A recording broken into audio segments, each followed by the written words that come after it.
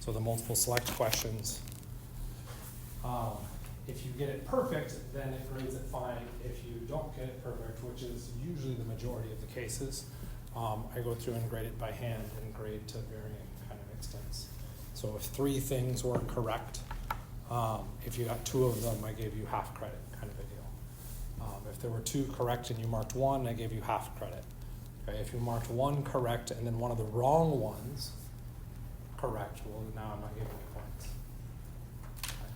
So there's things like that if you sat down with me and went through it in detail, we could go through and address exactly how that broke down. It's not something I know off the top of my head. I would actually have to look at what I did. So I actually have to pull up stuff, which would then make grades visible, so I can't do that. Okay. Questions about what you're looking at?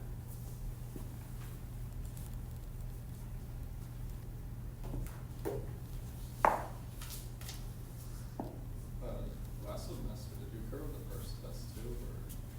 There's always some level of curve. So there's already a curve baked into it, period. If you total up the Scantron and the multiple choice, it totals greater than 100. So there's already a baked in curve, and then usually I'll add a couple points back, kind of here or there, depending on the visual exam and how I feel about it.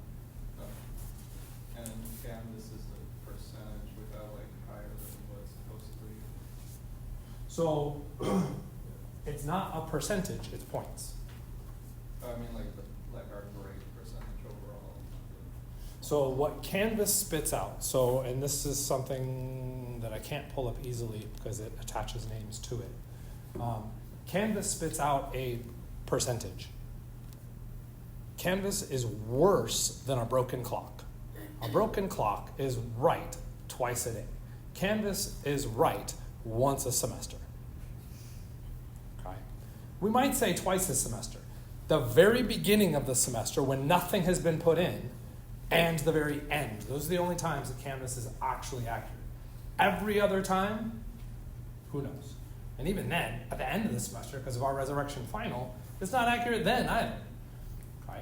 But if you look in Canvas, there's an actual quote-unquote assignment called post E1 grade, I believe. That is your grade. I don't care what Canvas totals out at the end, okay? Because what it's going to total out isn't accurate. Okay? So don't look at the Canvas output, look at the assignment output. Okay? So there should be an assignment, I believe it's called post E1 or post exam 1 grade, okay, as an assignment. It doesn't count as points to your overall grade, but it tells you where you currently sit in the class. That is your grade. So is it in Canvas? Yes, but it is not Canvas, it is me. Okay? And you can compare it to Canvas. Sometimes it comes into alignment, sometimes it doesn't. One of the things that I will comment on is that I went through and ran all the grades and did all that work literally last Thursday, did it all, because it was fast enough and easy enough to do, which meant that I did not capture paper homework 2 in that cycle, or anybody that went back and updated paper homework 1. Okay? So those aren't factored into the grade at all. Okay? If you got perfect score for paper homework 1, more than likely you got a perfect score for paper homework number 2, it didn't affect your grade. Your homework grade is going to stay the same. But if you were one of those people that didn't submit something for paper homework 1 or were told you needed to do revisions, your grade is now going to artificially show low, because that 10% is now based off of a single data point, paper homework 1. And if you've gone back and fixed that, that 10% can now go back into your grade, causing a significant jump in letter grade. Okay, so be aware of that.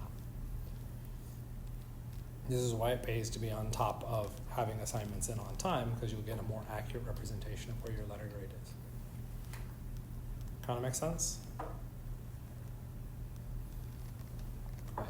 Grade cutoffs established for it, I think, actually I didn't cross-ref to ensure Canvas was doing it correctly. Should have been at the 8s, so 88 and above is an A, 78 and above is a B, 68 and above is a C, kind of a deal. And yeah, I entirely forgot to cross-reference Canvas to make sure it was actually spitting out the appropriate letter grade. I believe what Canvas will tell you is a letter grade that it's interpreting based off of the number, but there's a key code that I have to tell it, and I don't know that that code is correct for post-exam 1 grade. So if you just look at the number is correct. The letter grade assignment within Canvas may technically be wrong, possibly. Okay? With where we're at, we do have a smattering of grades across the spectrum. Okay? Let's say you're getting a C right now. Does that mean you can't get an A by the end of the semester? What's that? You can. You absolutely can. You could be failing the class right now, and you could still get an A by the end of the semester. Okay? Paper homework can be made up. The play posits can be mostly made up. The smart work is starting to stick, so we got to be a little bit careful with that. Okay? But if you missed some of those assignments, I believe you have 10 days to try and get that in. Get those scores in or get those answers in so that you can get points. I do rerun those calculations after every exam cycle. Okay? So those things can go up as well. And then this exam grade can entirely disappear as long as you improve on everything else, including, most importantly, the final. Okay? So use this as a tool to fix. If you don't like your grade, if you like your grade, use this as a tool to maintain. Maintain what you're doing, and that should keep you at that level that you want, regardless of where that level is. Okay? For the record, regardless of whatever level you pick, I will always push you to be better. Right? Whether you're an A or an F, I will push you to be better. Right? That does cause a lot of conflict. I won't apologize for it because I'm not sorry for it. Okay? I want you to be better. I will always try and push you to be better. Okay? And it's fine to tell me to fuck off. I get it. Still going to push you to be better. You just may have to yell at me more. I'll still probably push you to be better. Okay? Questions about what you see within the exam, or should we start looking at new content? Could we look at the second one in A? I don't know what that means. Try again. Second one in A? Yeah, so there's like a first part. Oh, part. I get it. I'm an idiot. You're right.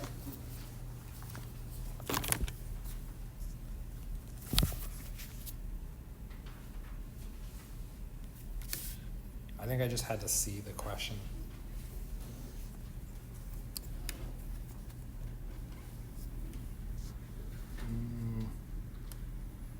No, we're just going to do it this way.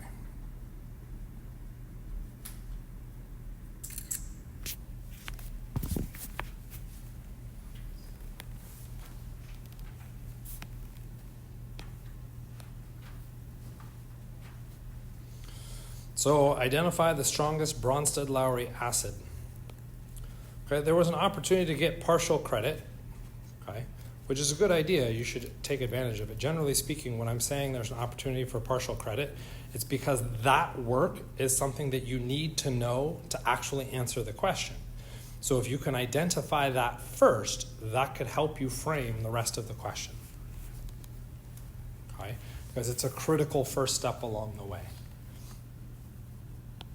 So, circle and provide the definition. Definition for what? Okay. So what is a Bronsted-Lowry acid? I don't necessarily dispute the donates H+. The reason why I'm going to switch it up and call it a proton donor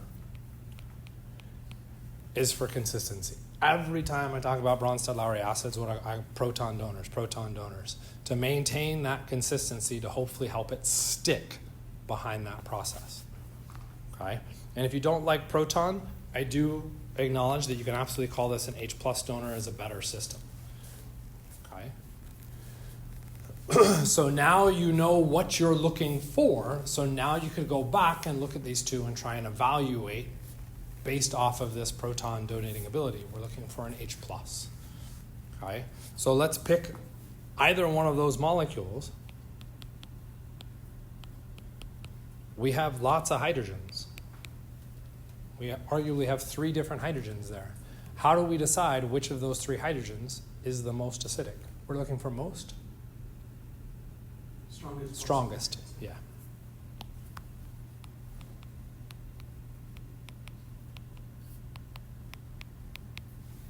It's connected to the most electronegative thing.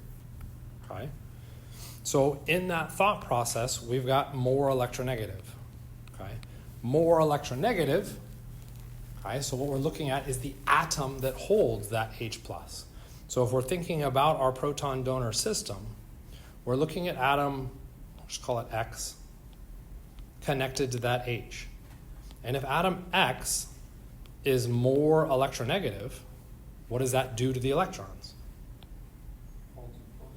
It pulls the electrons closer. If it pulls the electrons closer, let's just push it shits and giggles to the extreme. It takes those electrons entirely away and puts them on X. What have we now produced? H+. Ta-da, there's our proton donor. So the more electronegative X is, the more likely I have an acid. So we could look at those 3 hydrogens on that starting left structure and say, well, what atoms are connected? Carbon. We've got carbons implied and oxygen. Which one's the most electronegative? Oxygen, which means our most acidic is Hydrogen connected to the oxygen. the hydrogen connected to the oxygen. Okay? We now know what we're looking at within that individual molecule. We then have to push to the next molecule because our comparison is versus the other one. And we go through and look at the other one. Hopefully we see a very similar system. We've got lots of hydrogens as well to choose from. Which hydrogens do we pick? One's connected to the most electronegative element. The ones connected to the Most electronegative element. most electronegative element. We use the exact same rule set. Okay? Which then means when we make our comparison, we're now talking between these 2 molecules, and we want to decide which one's the stronger acid. Okay? What could we go through to use for that? Carboxyl. Okay? Carboxyl, is that what it was? Yeah. Something along those lines. Okay. Really what we're evaluating is the charge, size, electronegativity, resonance, induction, and the O carb. Okay. Category. Nice reference for this video considering I already dropped 2 other curse words. Okay. Officially, when we said more electronegative, we were still using the silly system. We jumped immediately to the X. Okay, our electronegativity. If we're now going to compare between these 2 molecules, we're still using this system and we're trying to evaluate charge, size, electronegativity. Do we see a difference in charge between these 2 molecules? Nope, so charge isn't relevant. We can move to size. Is there a difference in size? Virtually none. What's the size we're referencing? And that's a harder question. There's no charge, so we can't really use charge. But when we say size, what's the size that we're talking about? Their atomic weight. The outermost electron ring? The Orbital? So atomic weight, where our electron orbitals are, there's a lot of different things that we could use to evaluate this. And what we're talking about size is the outermost electrons. Okay, the outermost electrons, where? Around the atom. And there becomes the important distinction. Around the atom. Okay? These first 3 scenarios are all about atom effects. Okay? The next 2 are molecule, and then all hell breaks loose. I'll just duplicate. We'll call it another O. Amo for I love carboxyo. See, there we go. Amo carboxyo. That works. What's that? I'm not sure it counts as a joke. So we're looking at an atom effect. Well, what atom are we looking at? when we're comparing these two structures? Oxygen and nitrogen. Okay? That can be really hard to nuance and differentiate. And this is why typically when we talk about Bronsted-Lowry acids, we aren't just looking at the raw bond connectivity between atom X and H. What we're looking at is what's produced from this. H plus and X minus. And what we care about is that molecule. If that X is stable, this reaction is a good reaction and therefore more acidic. Okay? So back to the statement, what atom are we looking at? We're looking at the atom that's holding the hydrogen. So we're comparing oxygen and nitrogen. We don't care about the rest of the molecule at this point because we're in that atom effect system. And we go through and look at size and we compare nitrogen and oxygen. Which one is bigger? Technically oxygen, but it's such a small difference it doesn't matter. Technically, it's nitrogen. Oh, fuck off. I hate you so much, man. I always forget this shit. Okay? Which is why stop memorizing the technicality behind it.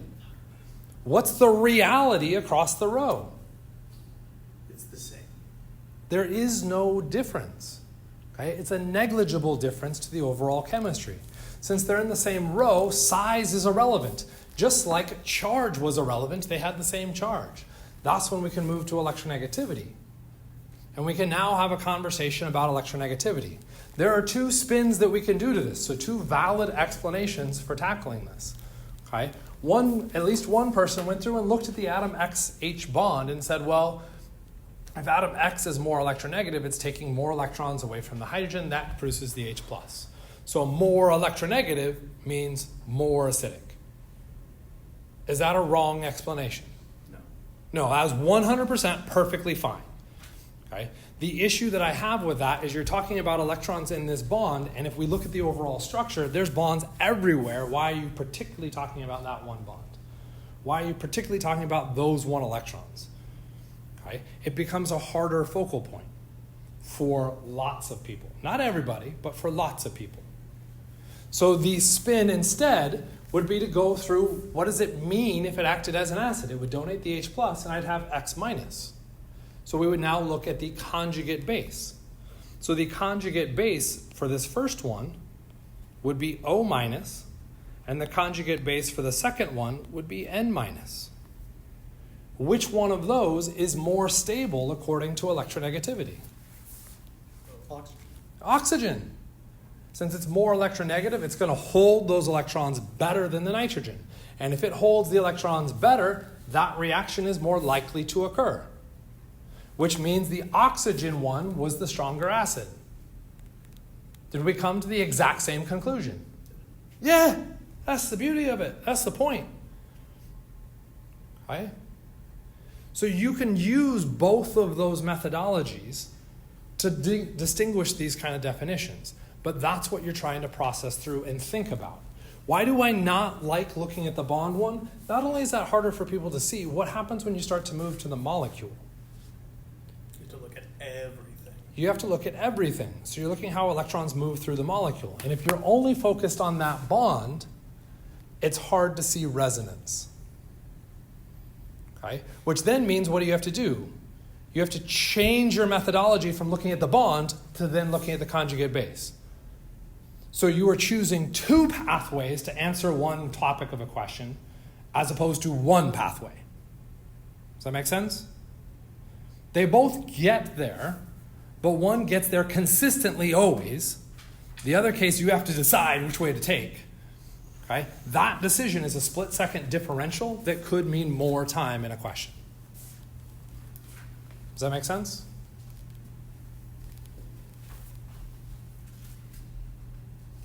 We good? Did that answer it? Yeah. Okay. So if you're seeing partial credit, okay, lean into it. Okay, take advantage of that. Even if you get everything else right and you didn't need to write that down, was it really that much of a loss to say proton donor? Okay. You're identifying that information in a way that will hopefully help you answer the question. That's the intent behind partial credit. Getting credit for working your way there, you're just taking a shorter step, or a step that hopefully you didn't have to take because you're already advanced enough to be jumping into amo caraxio. That sounds just fun. Sazaxio? I already forgot. Okay. Other questions? What's that? B.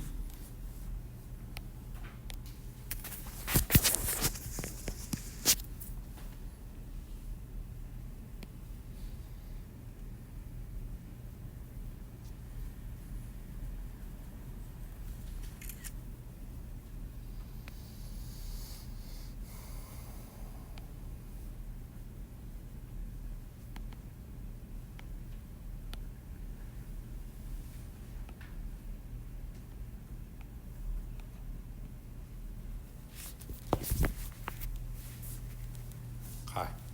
Molecular orbitals. Okay. What molecular orbitals are we being asked to evaluate? It's actually kind of a hard question. Unintentional in that respect. Is it highest molecular orbital? Or I guess all like lowest and highest? Just pi, right? How do you know it's just the pi molecular orbitals that we're concerned about? It's only above and below. I mean, that's how I see it. Say that again? Okay. Theoretically, it should have been stated in the question, a molecular orbital diagram has been started to provide the missing 2 of the 3 pi molecular orbitals. Okay. I would argue this middle one has been started for you, so we have some context. We know they're p orbitals, so therefore we should be looking at a pi system. It also says pi 1, 2, 3, so we should be looking at our p orbitals in this overall system. We're looking at the pi system for that molecule. Well, how many p orbitals are involved in that molecule? Well, what's the hybridization of that carbon? SP2. It is sp2. There are 2 implied hydrogens, and then we have the pi bond associated with it. That sp2 means there's a leftover p orbital. That p orbital is above and below. What's the hybridization of the next carbon? Also SP2. Also sp2, which means left over is another p orbital. What's the hybridization of that last carbon? Also sp2. How many p orbitals did you just draw? 3, which means in your molecular orbital diagram, how many p orbitals should you draw? 3. So 1, 2, 3. Okay, we now have an interesting dilemma. Are those proper p orbitals as I've drawn them? No? What's wrong with them? You gotta color them in so you know which side's positive and negative. Okay, so we got to color them to identify positive. What is positive and negative in reference to? Good question. I figured I'd break you on that. That's okay. Anti-bonding versus bonding? Nope. Nothing to do with antibonding and bonding. Where's the shot? Where the electrons are. Activation energy? The energy wave? What about a wave? What do waves have? Peaks and troughs. And if we're looking at a wave, particularly on a coordinate system, we have the peak, which is above the 0 axis, making this positive, and we have the trough, which is below the 0 axis, making it negative. That's the positives and negatives. They're the amplitude of the wave. That's it. Okay? Those are necessary parts of our p orbitals if we're going to talk particularly about molecular orbitals. So let's just erase all that. So we need to go through and talk about how those interact with each other. Because when we talk about this system, we're not talking about just one wave. We're talking about how that one wave interacts with the purple one. Is it going to interact this way? And if it interacts that way, what have we done? Nullified it, and we'd get no electrons in between them. If we interacted it this way, what have we done? Amplified. Amplified it. And when we amplify the electrons between the atoms, what have we started to form? Bonds. When we de-amplify, that is a word, de-amplify the electrons between atoms, what have we done? Break a bond. This becomes an interesting one. The bond still exists, the molecular orbital still exists, but what we're now talking about is a molecular orbital that is anti-bonding. Because we're still talking about the atoms being in a bonding distance, but we're saying the electrons can't exist between them. Therefore, it's not a bond, because the electrons are still interacting. Okay, so I can't say not a bond. Okay, so I have to come up with a new term. It's an anti-bond, because the electrons are aggressively not in between the two atoms. Okay? So, what would the lowest energy look like?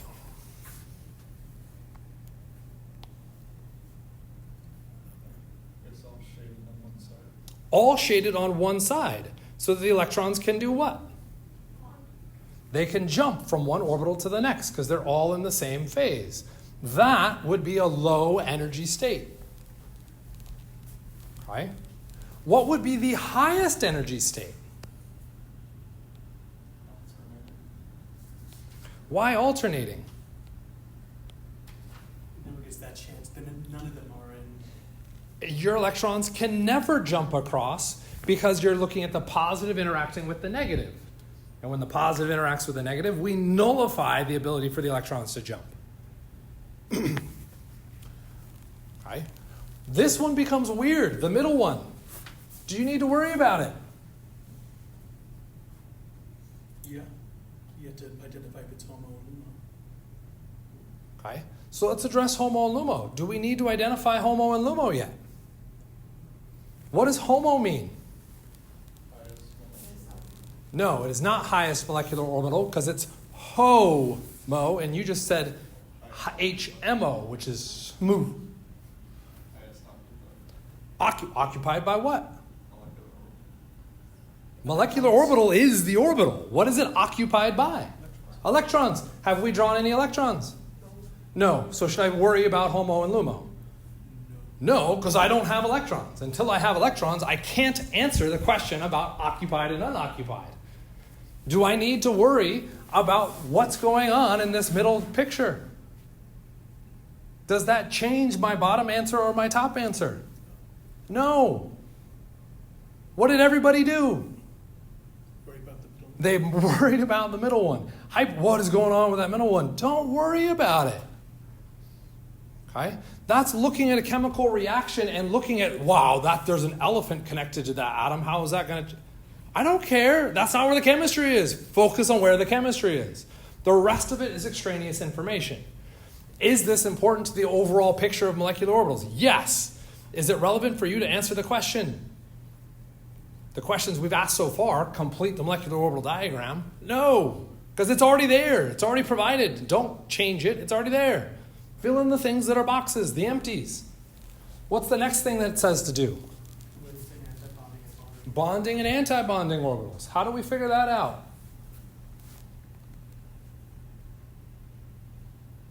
Didn't we kind of already answer that? Yeah. So, enlighten me again, because I'm such a forgetful person. The ones on the bottom are all lined up, so positives are calling negatives with negatives, so it's going to be bonding, while the other one is the opposite. All of them are like not lining up, so it'd be anti-bonding. Okay. No, we get nodes in between because that's positive to negative. That would be anti-bonding. Okay. Now we get a fun one. It says to label all the bonding and anti-bonding orbitals. What the hell is the middle one? Neither. Why do you say neither? No, why did I say neither? For it to be bonding, you have to have positive next to positive. What is this positive next to? Nothing. Nothing. So it doesn't have any kind of like. Okay. So it's not bonding. To be anti-bonding, what does the positive have to be next to? What's the positive next to? Nothing. Well, if it's not bonding, it's not anti-bonding, what is it? Not bonded. don't care because the question didn't ask. It's not bonded or anti-bonded. Not part of the question. What is it actually? Non-bonding.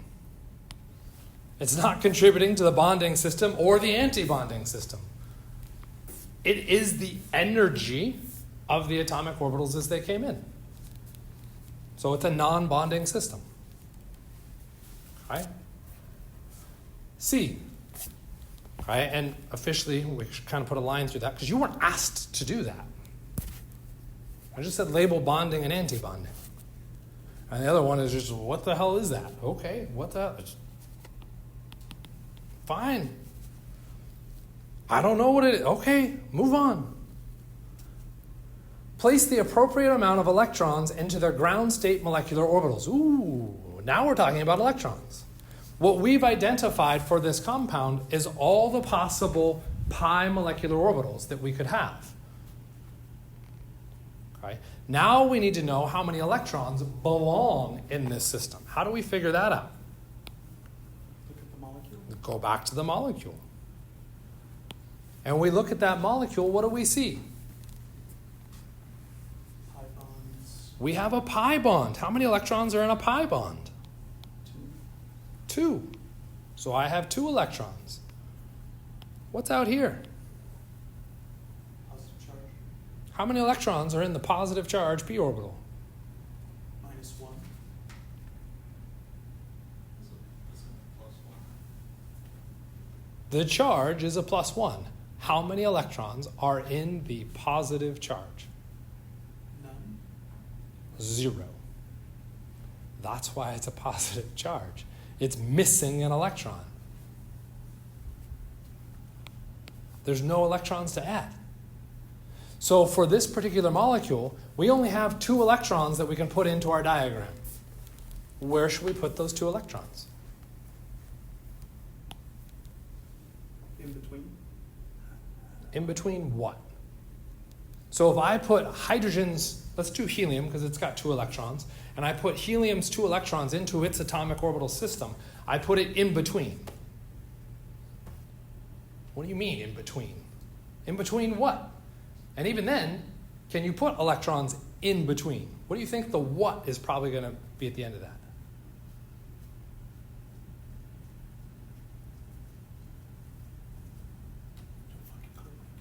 Where do you place electrons? In the pi bonds? Above and below? No. Where do you put electrons? Orbitals. So if I look at helium and I put electrons for helium, where do I place them? I place them in the 1s orbital. I put one in the 1s orbital and I put a second in the 1s orbital. I don't get to put it in between the 1s orbital and the 4f orbital. Why can't I put it in between? You have to fill up all those other orbitals in between? It's just not possible. It's not possible. Gen Chem, quantized states. Electrons don't exist wherever the hell they feel like in between. They exist at energy levels. I'll say that again because my voice went all wonky on that. At energy levels. Okay? Distinct orbitals. Okay? This is what Bohr was talking about. Okay? We get energy levels for our atomic system. When we talk about OChem, we now move to molecular orbitals. It's the exact same system. But what we're doing is taking the atomic orbitals and we hybridize them into this system. Okay? If we have to hybridize them. Here, we don't have to hybridize them. They're just p orbitals. Okay? So how many molecular orbitals did I create?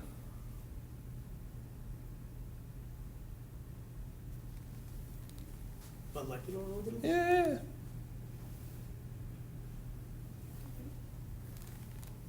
I created 1, 2, 3 molecular orbitals, known as pi 1, pi 2, pi 3. Why would I call them pi 1, pi 2, pi 3? We're dealing with pi orbitals. Try again. Right idea. P orbitals. Oh, Okay? We use p orbitals to make them, so we call them pi orbitals. So we've got 3 orbitals. Where should you place your electrons? inside Which orbital? Or orbitals? Lowest energy first. Lowest energy first. You mean The same rules that we use for building out atomic orbitals and their electron configurations we use for molecular orbitals? Yeah, that's kind of the point. We want a system that replicates and doesn't invent a whole new system. So I want to place my electrons in the lowest energy orbital. Which one is the lowest energy? The bonding, pi1. So there's my first electron. Where do I place my second electron? In the what the fuck? Why do I get to place it also in that one? Holds two. Because each orbital holds 2 electrons. And before I go up in energy, what do? Pair the electrons first. Pauli exclusion, Hund's principle, all of those fun named things that you did back in 151 or 130. Okay? That's the principle of those. How many electrons could we put in? 2. How many did we put in? 2. So what have we done? Fill the orbital. We filled, done. That's C. We placed the electrons. You had to figure out how many electrons and you had to place them into the orbital. Done. D. Identify the HOMO and LUMO orbitals. What did HOMO mean? Highest? Okay. Third energy level is absolutely the highest, so that should be the HOMO. It's highest occupied. Oh, it's highest okay. Fair enough. Highest occupied molecular. Which one of those orbitals is occupied, and what is it occupied by? The bonding.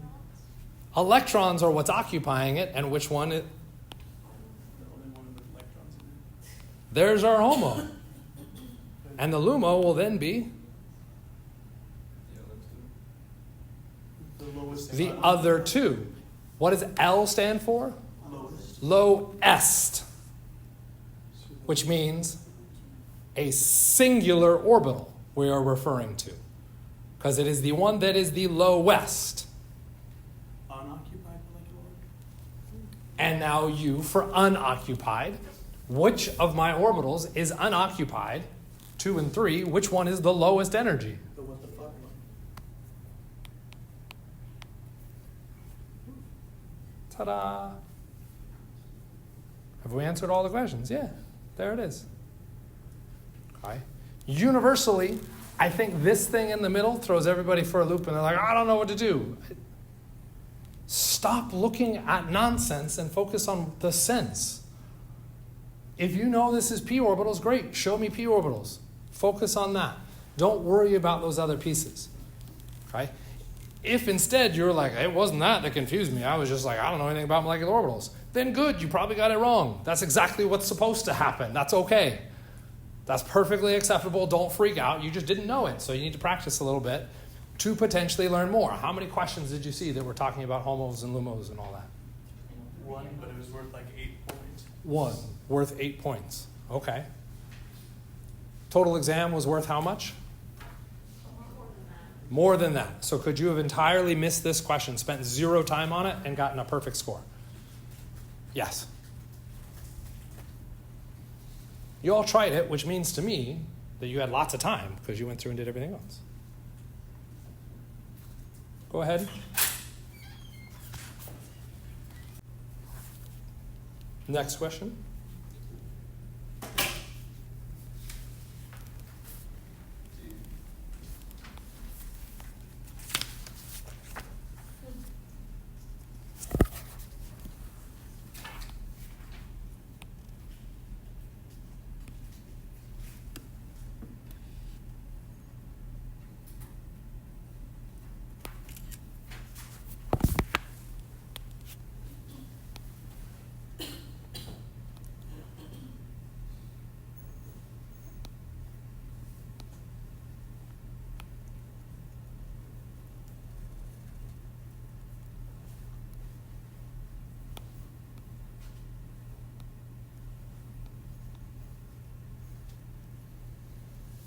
So a student attempts to synthesize anisole. Do you know what anisole looks like?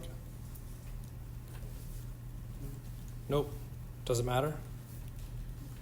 Nope, because the structure is given to you, so you don't need to worry about it. They attempt to do this, and their yield is awful. Okay. Then it says, provide another way to go through and do this. Okay. So if their yield is awful, we should figure out what they were trying to do. So what changed? That they got rid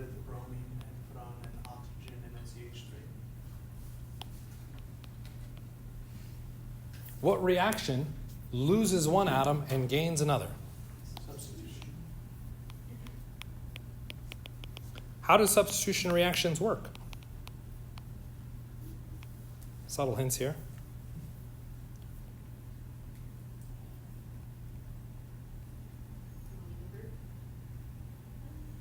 They could be simultaneous or stepwise. Simultaneous or stepwise, the fancy English language for it, or our OChem language would be SN1 and SN2. If we had SN2, what would we say?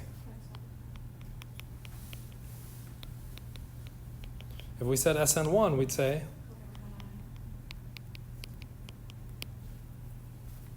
okay. For the record, if we go back and look at all of the reactions we ever talked about, how did we start every single one of those questions?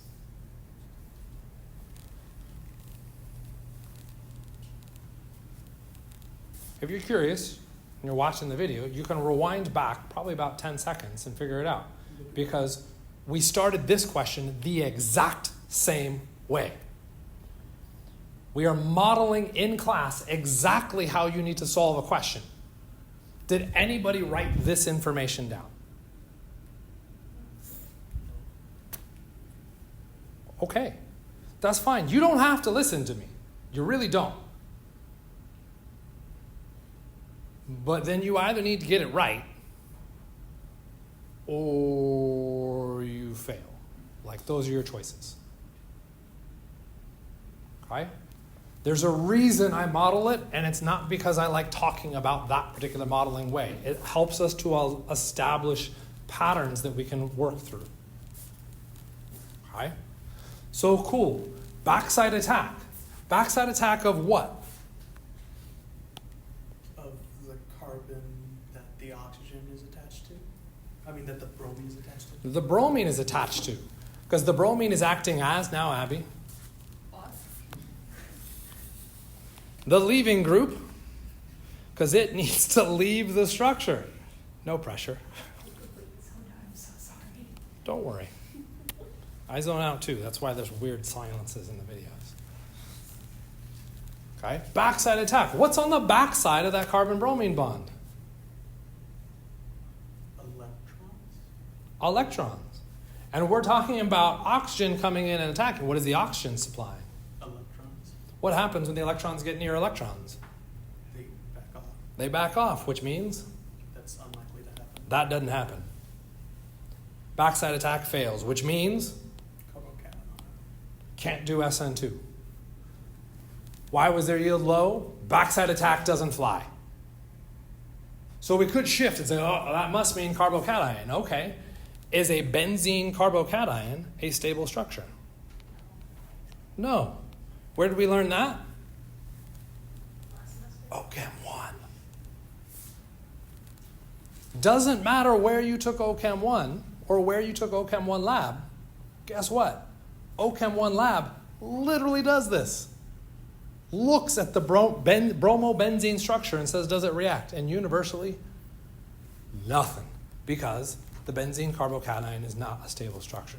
So if we can't form the carbocation and we can't do backside attack, can we get the substitution? No, there it is. That's why. Okay? That's why their yield was abysmally low. They're trying to run a substitution reaction. The only ways that we can run substitution are invalid in this particular scenario. Okay. Now the hard question, provide alternate reagents that would be successful. Okay? This becomes a harder question to go through and address and answer. Okay? Which requires a deeper understanding of what we're looking at. Okay? Which is what we're trying to get at. We're trying to find where your understanding is at.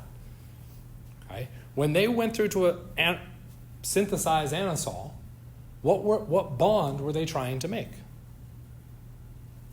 Carbon to oxygen. The carbon to oxygen. They were trying to make that bond. Why did they pick that bond of all bonds?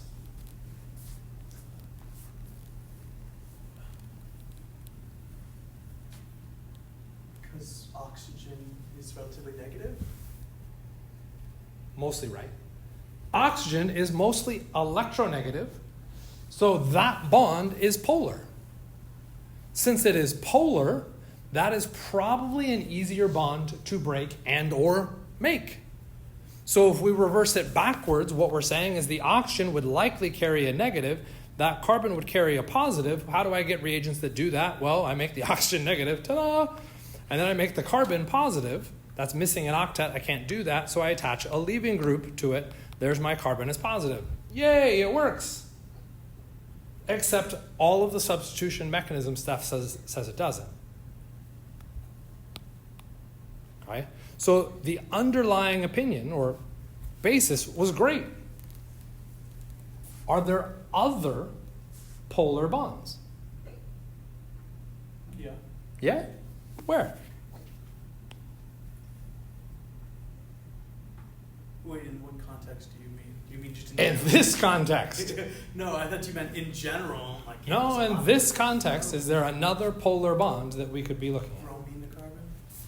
The bromine to carbon is the reactant. At this point, we're trying to make anisole. I only care about anisole. Oh, the oxygen to other. The other carbon to oxygen, where we'd have the oxygen be negative and that carbon be positive. So could I instead take my benzene structure now with a negative oxygen and try and react that with a CH3 positive? Missing octet, I can't do that. So what do I need on that carbon to satisfy that octet? Something negative. Sodium. Oh, I need a leaving group. That leaving group needs to take electrons, so its charge would be, the leaving group takes electrons, it becomes negative. negative, so the carbon becomes positive. Is sodium a good thing to put there? No. No, that runs the opposite charge. So what do I want to put there? Bromine. Let's just do bromine. They use bromine as a leaving group. Why can't we? Let's give it a shot. You're welcome. Okay. Would this work? Yeah. What's on the back side of our carbon-bromine bond? Hydrogens. Hydrogens don't block anything. They're little peons. Who gives a flying rat butt about them? Okay? We got a strong nuclear backside attack. That's awesome. There it goes. Ta-da! Guess what we have? We have a reaction that produces anisole. There it is. Those are the alternate reagents. What we're focusing in on is where there's bond polarity, because that bond polarity is where our chemistry is located. But when we look at a more complex structure, what are we going to find? There's not one bond that's polar, there's multiple. How do you know which one of those multiple you should be targeting? Good answer. You don't. What do you have to do? Test it. You have to test it. Okay? And by test it, that doesn't mean go into the lab. That means draw it out. Like here and be like, oh, this is what I want it to do. Oh, crap. Backside attack wouldn't fly, SN1 wouldn't fly. Ideally, all of that thought process that we did up at the top is done in your head when you drew it out that first time. I mean, super ideally, you didn't even have to draw it out. You should go like, nope, that's not going to fly. Okay? At this stage, you dried it out, and you see what those things could do. Kind of make sense? Man, you're on fire over there. Was carbocation even remotely in the conversation? Not really. Why not? Because benzene's real stable. So why would it produce a carbocation at any point? Carbocation requires SN1. How do I know I have an SN1 mechanism versus an SN2? Oh. You got an O, so bite your tongue. How do I know I have an SN1 versus an SN2?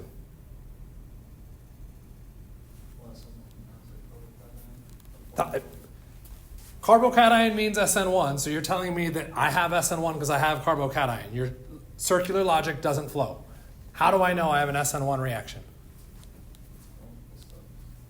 How do I know it should be multiple steps? How do I know when I look at this reaction whether I should be doing SN1 or SN2? Steric hindrance. We could start to address different features behind this. We could talk about steric hindrance. Is that useful for SN1? No, actually it's utterly useless.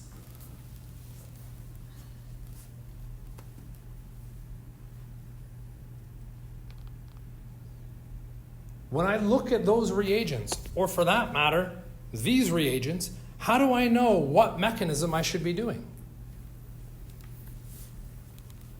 Final product. Final product is going to be identical, whether it's SN1 or SN2. How do I know I should do SN1 versus SN2?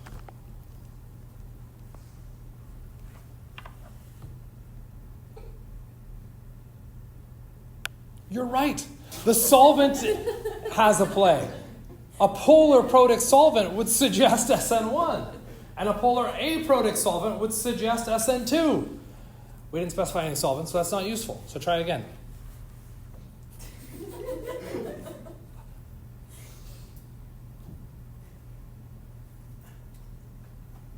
So we look at the stability of the carbocation. We could look at the potential for stability of a carbocation. Right? There we could have a conversation. We'd look at our structure. Can I form a carbocation? Can I form the benzene carbocation? The benzene now. No. Can I form a methyl carbocation? Yes.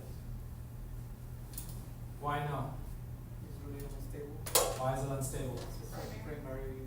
Primary. It's actually worse than a primary. It's zero area. Oh, There's no electrons around it to stabilize that positive. Well, So the zero area carbocation does not come into play. It doesn't exist. when they come to play, there's a negative oxygen there with lone pairs. That's not a carbocation. This does not function as SN1. It would have to be SN2. Right. So we could look at the substrate and be like, does the substrate facilitate the formation of a carbocation? No? Okay. Shouldn't be SN1. What else should I look for to say whether it's SN1 or SN2? We look at the solvent, we look at the substrate. The size of the. No. Okay.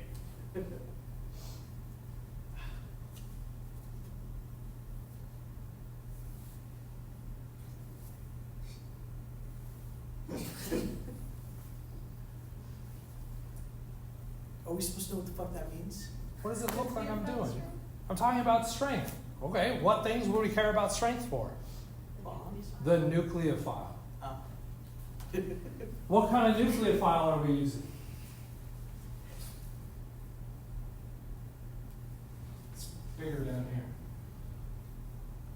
And oxygen? Would it be strong? How do I know that's a strong nucleophile? It has a charge. It's negatively charged. You got some review to do. Right? Because where is that all that information going to show up? Every time you run synthesis, it's a question you're going to have to ask. Because one of the reactions you're going to run in synthesis is substitution. Right? And you have to decide whether that's SN1 or SN2. Okay? It's introduced now because those are the relatively theoretically simple reactions that you spent 6 weeks studying in OChem 1. Right? Because you all had me right now for OChem 1. Do you remember how we started the whole thing off? OChem is not a 2-semester course. It's a 1-year course. Every piece of content must be held on to through the entire year. And I forgot that you said that. Ah, which means what should you do? Which is awesome. That's an awesome acknowledgement. Ooh, dang, I forgot. It's time to review. You need to start doubling back and reviewing because all of that content is directly relevant moving forward. And if you aren't going to hold on to that content, what you're then suggesting you need to do is memorize everything. Everything I tell you to memorize, you need to do. Every process. What was the thing I told you you should do every time you start a reaction? Identify what changed. How many people identified what changed? Okay, so you're choosing to ignore everything I say. That's mildly frustrating. Okay? I acknowledge that is your choice, and you can do that. But what I'm trying to do is set you up so you can succeed by giving you things that you should be processing and holding on to. You either need to hold on to that information or you need to effectively ignore me altogether. Technically, I'm not okay with both those options, but I accept them. Kind of makes sense? Look for the patterns, look for those polarities so that you can navigate the system.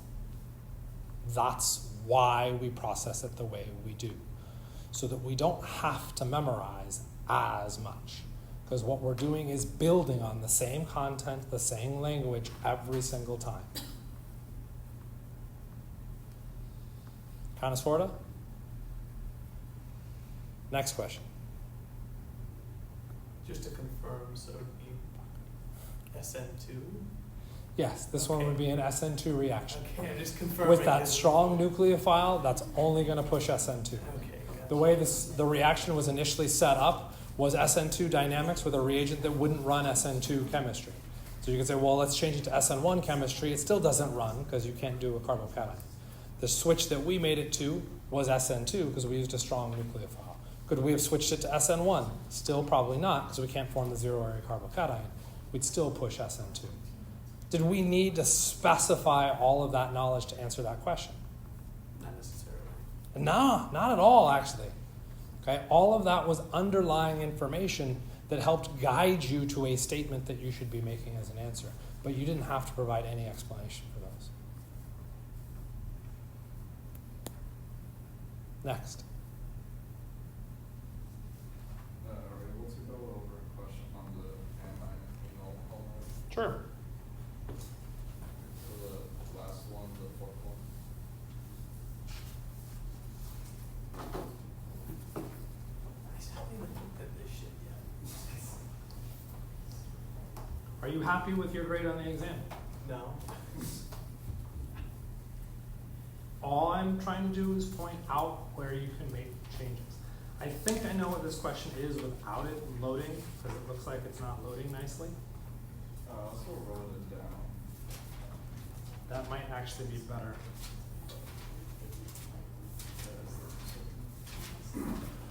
So yeah, for those of you that don't like the score that you got, you're not happy with it, you must make changes. Okay? Generally speaking, for the record, because every exam I tell people to make changes, and almost universally, at least for Chem 130, they make tons of changes. They make changes by not doing anything I say. Okay? For the record, in Chem 130, that turns into lower exam scores. So making changes is good. You need to make changes that are progressively more useful. Okay? So using my tools is generally a good idea. Not necessarily a requirement, but history has shown that it helps. Yeah, it is the question I thought it was. I'm not sure I would have been able to come up with that on my own, though.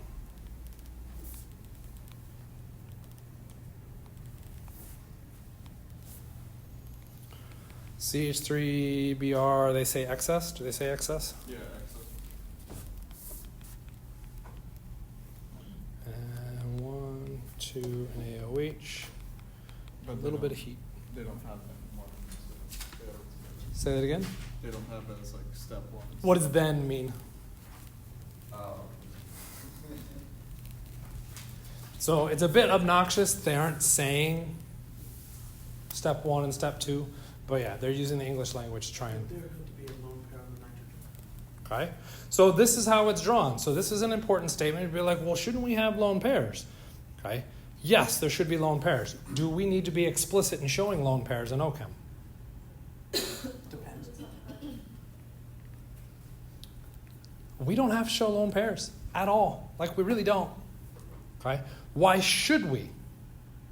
Influences. Shows the chemistry.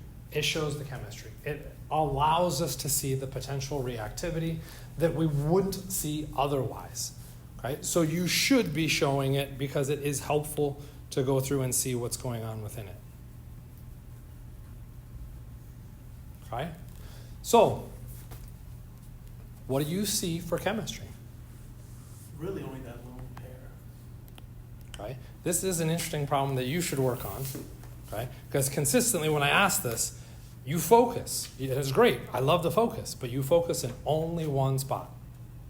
With the electrons on? You only focus on that first thing before the arrow, and you ignore the shit out of everything else. Okay? And that's problematic, because when we look at this, there's only one thing here. What does one thing react with? Okay, potentially nothing. Okay, or potentially with itself. Okay, to react with itself, we would need to see two important features. We would need to see both a negative and a positive. And if you're seeing that lone pair, you're seeing the partial negative. Where's the positive? On each of the carbons it's connected to. Okay, so each of these carbons. So if that's your only focus, you're now trying to say that this carbon or that nitrogen can somehow share with any of those carbons. Well, can it share directly in? No. No, because we would exceed the octet. All those carbons, well, except for the bottom one. Okay, it would expand or exceed the octet, so it can't do that way, and we can't kick out H minus or C minus, which then means we'd need a second molecule of this so that we could have, of course I drew it in there, so that I could do this, boom. Well, Is that particularly likely? No. Why not? I don't, it's with how it's structured, I don't see that. Do better. There's CH3, Br, and Axis, so it's. But now you've shifted to looking at other things. Hold on a Primary second. focus. I said the lone pair because the CH3 is going to be positive, Al, okay? You never specified that. You son of a bitch. So when we go through and look, you have to be looking at both those pieces. And if we're only going to look at one, that's now suggesting this potential is a reaction. As what we've got shown here, does that make sense for a chemical reaction? Why not? Just doesn't do Why? There's nothing enticing those electrons to do that. And there's nothing really. There's no push behind it, is there? That's a partial positive. That's a partial negative. Nitrogen is more electronegative than the carbon, which means the nitrogen is willing to take those electrons. What kind of reaction are we suggesting happen right here? Are you reacting with itself? Yeah. Like, that was not supposed to react with itself. I think that's the point he's trying to make. Why not? Or it's reacting with CH3. The steric So let's walk through your explanation for this. The reason it doesn't do this is because I think it does something else. I don't give a flying rat's ass about what you think happens. Why does this not happen? There has to be something fundamentally flawed about what's happening here. Otherwise, it should happen. Maybe steric hindrance. What kind of chemical reaction are we referencing here? What is the nitrogen acting as? A nucleophile. A nucleophile. Doing a backside attack. Doing a backside attack, which means this is a Bunk. substitution reaction, SN2. And if we look at that reaction happening, what size should my nucleophile be? Very small. Small. Is that a small? No. It's sterically hindered, which means It's not going to happen. that's a trash system to try and run here. That's why it doesn't happen. Not because, well, I think it wants me to do something else. You need to explain why one thing does not happen. The answer or the expectation, well, because something else happens, only is valid if and only if you know the answer. And if you knew the answer, why are we looking at this? Right? You have to follow dead ends. You need to be able to look at those and be like, that's a trash explanation. I don't like where that goes because of this. And if you can't do that, you've only answered a quarter of the questions. Which means when it gets to the exam, what score should you expect? 25%. 25%. Is that an acceptable grade for you? No? Then you need to chase dead ends. You have to. Because you have to see why something is wrong. You have to. Right? And as much as I'm yelling about you have to, I am technically wrong. Because you don't have to. You could also memorize all of the answers. And if that's what you choose to do, that is absolutely on you. You will fail. I'm sorry. You will. You can't memorize everything. It's not going to work. So you have to find the balance between those. And if I'm going to ask why it doesn't do it, you need to think about why that does not happen. That's the point of looking at these. It's to see the dead end. You need to identify those on your own. So that when you get to an exam, what do you not find? Dead ends. And what happens to your grade? It goes up.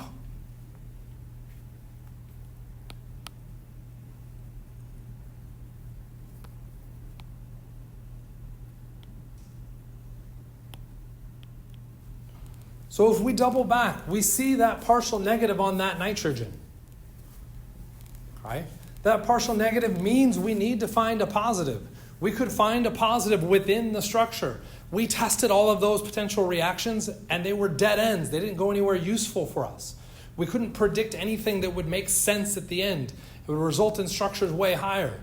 That's where we should expand our logic system. And instead of just saying, I only see that, I also see that I have another reagent. And when I see that other reagent, note that it's drawn out as just a formula. One of our lessons in OChem 1, formulas are utterly useless, and we need to focus on the structure. Okay?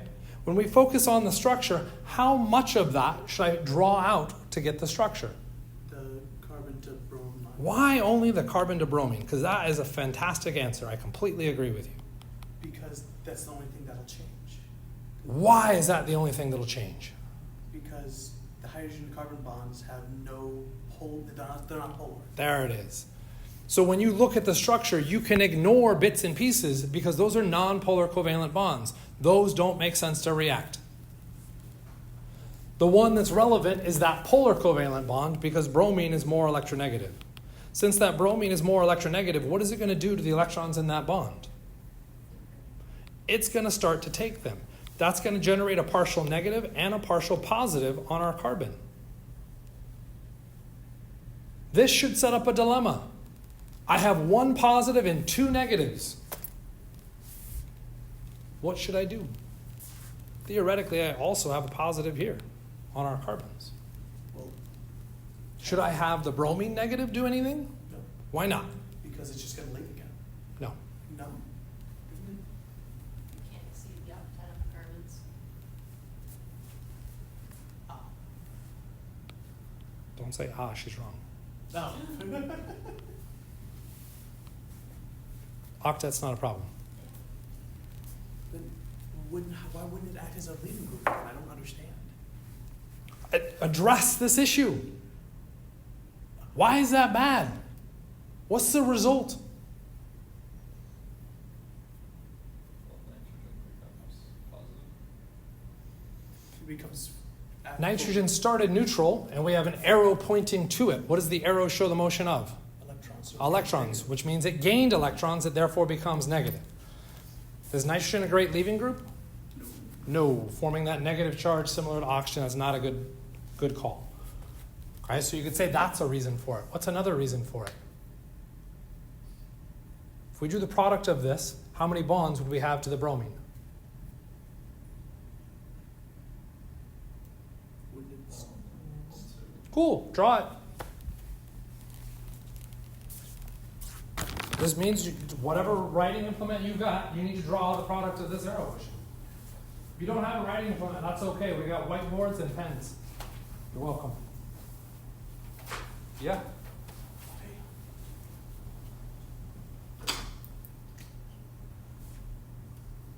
To show my wonderful drawing skills to the whole class again. It's quite all right. I have to do it every friggin' day. Yeah, but you get paid to do it. Fair play.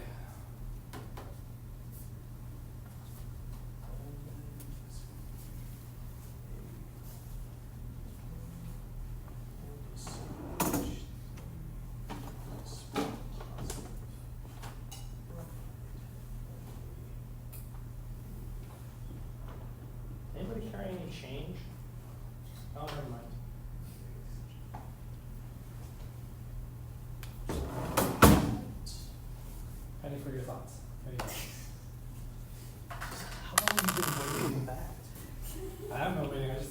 figure why not.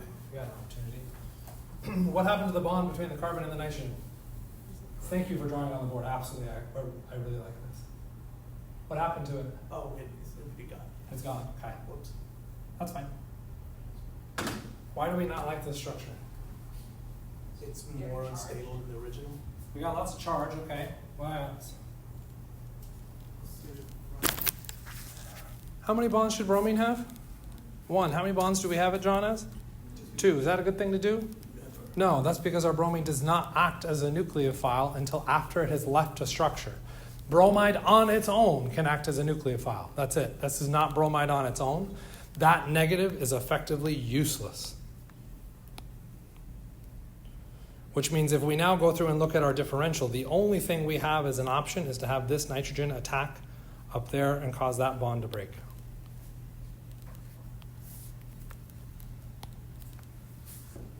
What is the nitrogen acting as?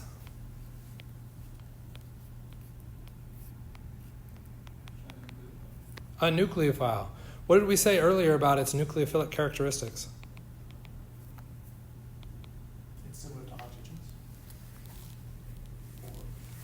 Remember when we had the nitrogen react with the carbon of the same structure? Oh, Why did we say that was a bad idea? steric hindrance. The nitrogen was very sterically hindered. As a sterically hindered structure, that would be a trash nucleophile. What is it acting as in this reaction?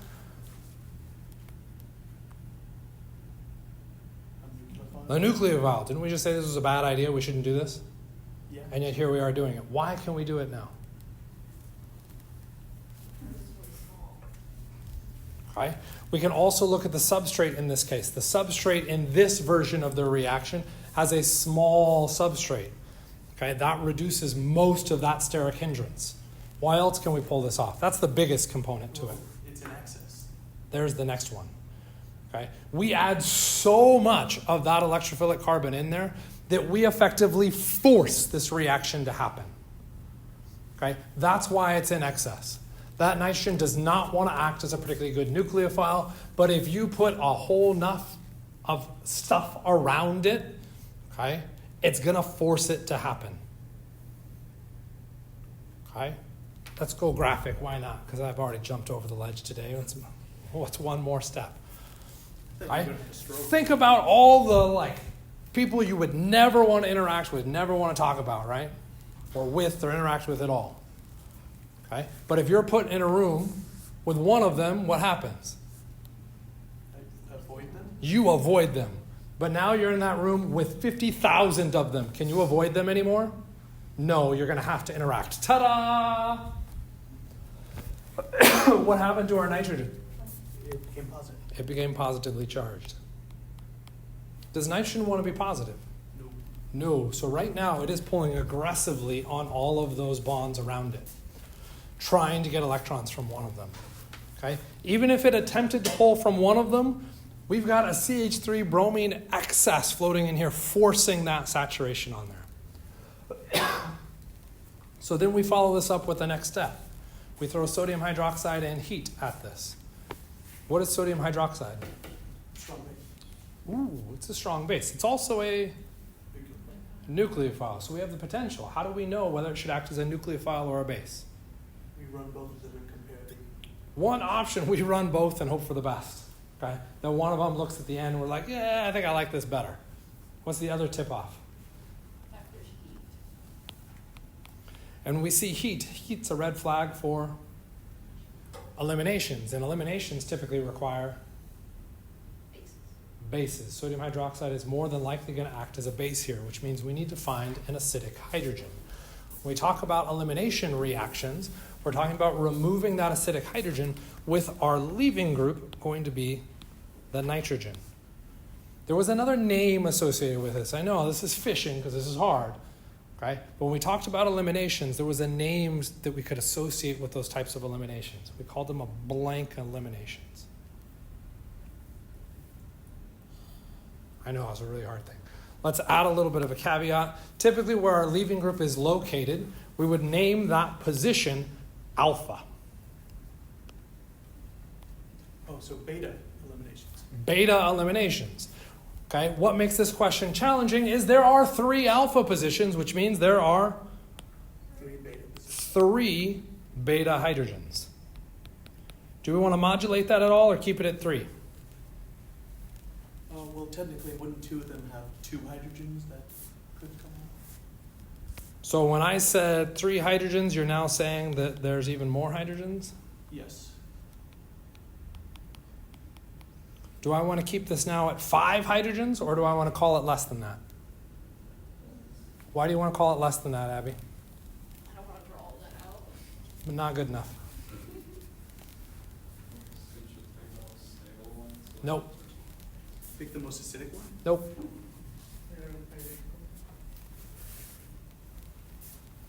Those red hydrogens are conveniently all identical to each other, which means that when we go through and evaluate this, we aren't looking at 3 hydrogens or 5 hydrogens. We're only looking at 2. We're either removing the red hydrogen or we're removing the purple hydrogen.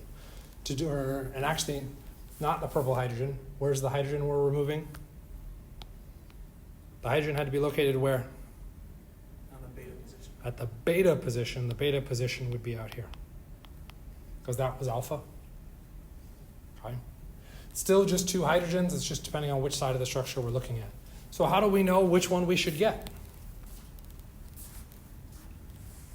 We don't. We don't. So what should we do? Try both. Yep. If we run our purple reaction, our base comes in, removes that hydrogen, kick the electrons up.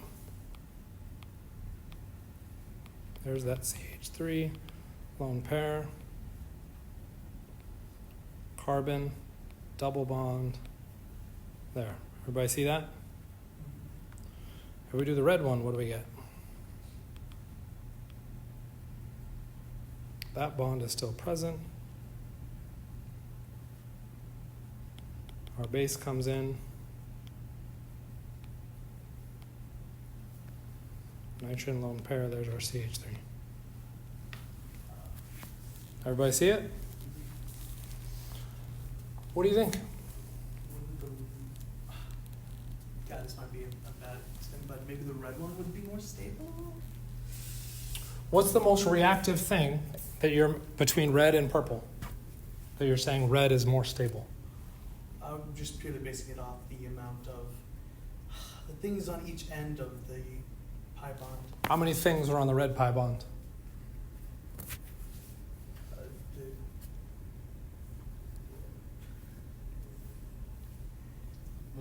The 1.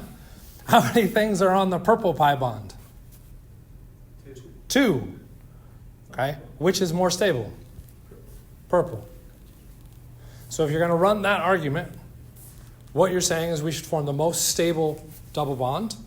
Okay. We'd be following under a Zaitsev elimination.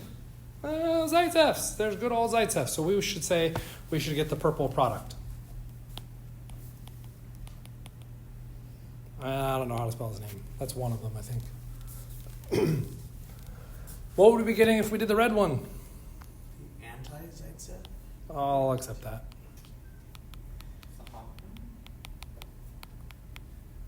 Hoffman is the better answer on that.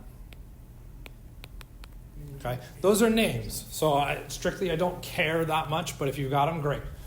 Okay, so how would we decide which way we go?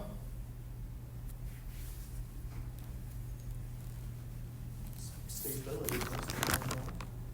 So stability is how we get Zaitsevs. Hoffman isn't stability. So how do I ever form Hoffman if the argument is stability? When you look at the Hoffman reaction, doesn't that require like a large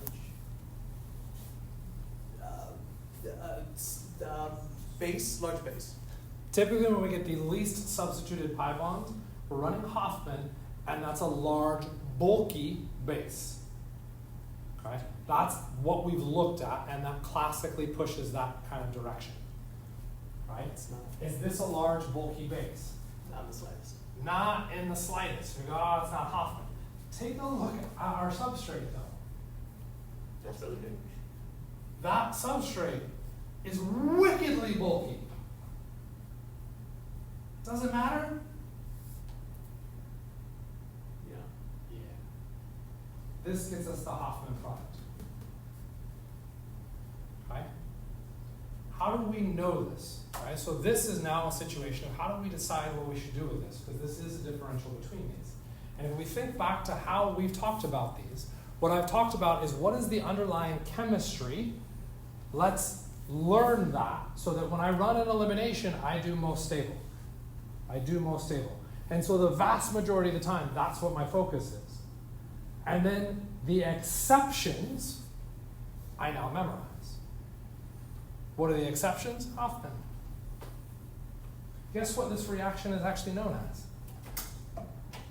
Hoffman. This is literally the Hoffman elimination. Yeah. Okay? Hoffman studied a whole bunch nitrogen, okay, or its chemistry, tried to have it run as a nucleophile. The problem with nitrogen as a nucleophile is it always has a lone pair. So if you have nitrogen go through and do just NH3 and react, it can do a substitution. It can swap out a hydrogen for a carbon structure, but then it has a lone pair, which then means it can do it again, and again, and again. So if you take an amine and an alkyl halide and mix them, you don't get a single substitution product. You get 4, right? Again, to differing amounts depending on the concentrations of all your potential reagents, but you get a ton of possible products. That's a mess to deal with. So ultimately people said, well, nitrogen as a nucleophile is trash, we never want to deal with it. Then somebody said, well, what if you just push it to the extreme? So I know I can't get a primary amine or a secondary amine or a tertiary amine cleanly because I get all these other products, but I could get a quaternary amine. Just push it extreme all the way out.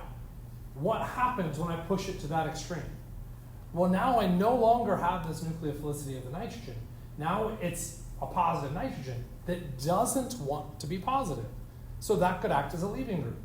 So what could I do with that? Well, this is where we could try substitution. Okay? Can I run a substitution reaction? Oh, when I ran it, I didn't get a good substitution. Okay, well, what other reactions involve leaving groups? Not just substitutions, eliminations. So let's push it with a little bit of heat, see what happens. Push a little heat, boom, whoa, we get an elimination. Cool, I can use it to do elimination reactions. Right?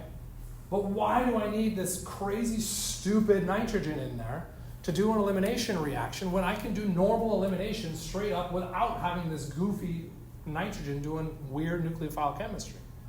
Why should I bother with the nitrogen? Well, it turns out, why do I bother with it? It forms the other elimination product. That's why it's powerful and useful. I still don't completely get why. I get that it's. Oh, I love that question. Why would it do that, though? I mean, it's bulky. Like, why? Okay, do you want to know the fun answer on the why? For the record, it ain't fun. It's neat. You don't want me to draw it. I can attempt to, but you don't want me to. Guess what you need to figure out, or do, to figure out why you get the Hoffman and not the Zaitsev elimination? Newman projections! Oh, fuck.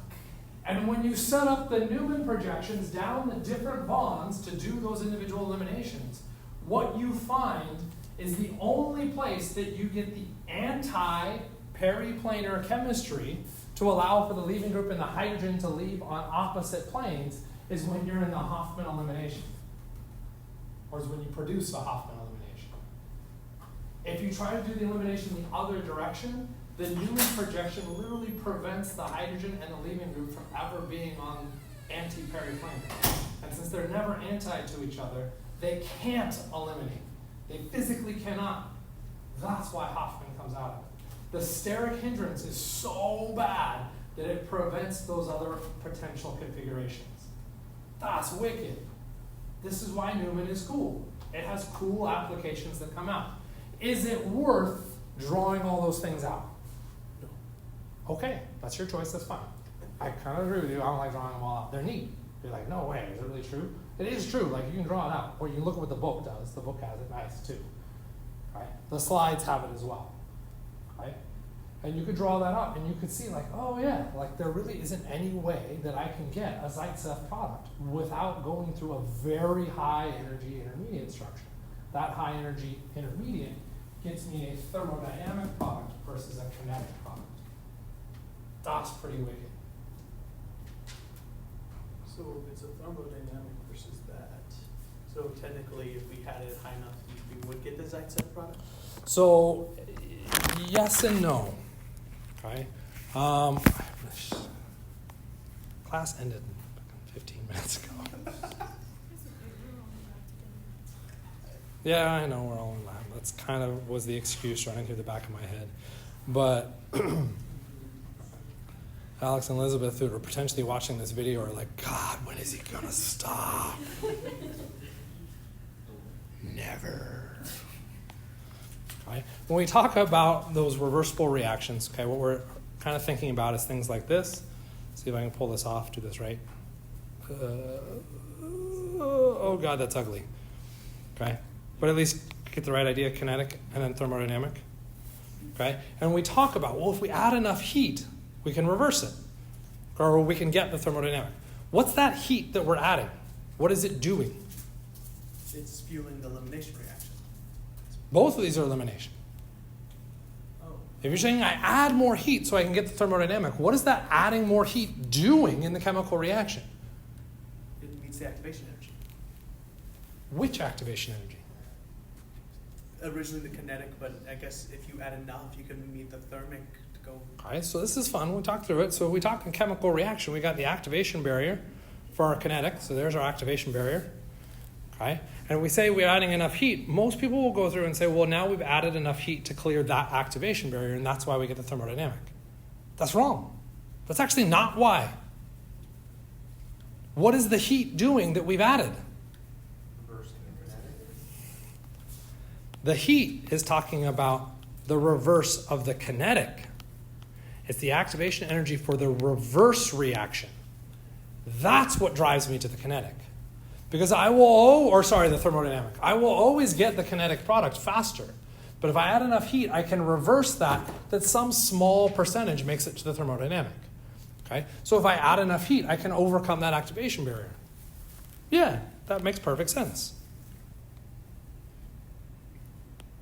So then could it be argued, since it specifically says heating up, that you could also argue that you get the thermodynamic product, less so the kinetic? Because it does. Look at this explicitly energy say- diagram. How much heat am I going to have to add to reverse this reaction? Whole lot. A whole lot. So is that actually feasible? No. And so this becomes one of the things when we talk about kinetic and thermodynamic. Where we've been starting is relatively kind of close, almost equilibrium-based systems, so that we can oscillate back and forth. But what we will find, and we do that in this unit, is that there are some kinetic reactions that are irreversible. It doesn't matter how much heat you add, you ain't reversing it. Is this So you one- can add a ton of heat, and it's not going to happen. Is this one reversible? Is this one of those? How would we figure it out? We'd have to know the energy diagram. Do you expect me to know the friggin' numbers of that? You know a lot of random shit. I don't know anything about numbers. I know it's too late. Let's go with that. And the temperature Right. of blood. I do know that. Yeah, okay, yeah. Maybe. So you know a couple. Nurses tell me I'm wrong. It's not 37. It's 37.4. I think that's what you said last time. Yeah. I don't know if that's right. I just was corrected and I was shocked. Like, it's not 37. I was like, whoa, this is crazy. Where is this coming from? Okay, in any case, I'm going to stop the freaking video.